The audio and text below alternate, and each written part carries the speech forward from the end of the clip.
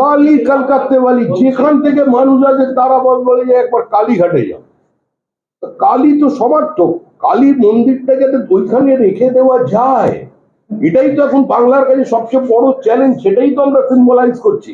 আপনি তো কালী মন্দির রাখতে পারলেন না বাংলাদেশে, আপনি তো ওখানে কার্ল মার্কসকে রাখতে পারলেন না, আপনি তো ওখানে আপনার 10 ক্যাপিটালের বইটাকে অক্ষত রাখতে পারলেন না ইন্দিরা গান্ধী মেমোরিয়াল লাইব্রেরিতে।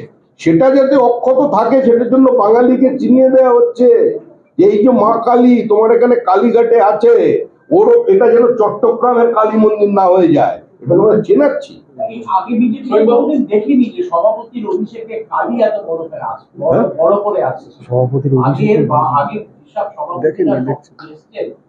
অভিষেক রাজনৈতিক দলের সভাপতির অভিষেক হয় না, রাজনৈতিক কর্মীকে একটা নির্দিষ্ট দায়িত্ব দেয়া।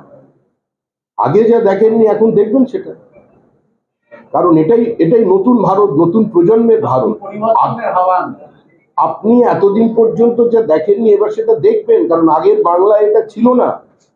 আগের বাংলায় আপনি তো ছোটবেলায় বইতে রামধনু পড়েছিলেন, এখন রংধনু পড়েছেন। আপনি কোনোদিন শুনেছেন বিধানসভার প্রাঙ্গণের মধ্যে দাঁড়িয়ে একজন মন্ত্রী বলছেন হাম দো হামারা দো নেহি হাম দো হামারা চার হোনা চাইয়ে? আপনি আগে কোনোদিন শুনেছেন?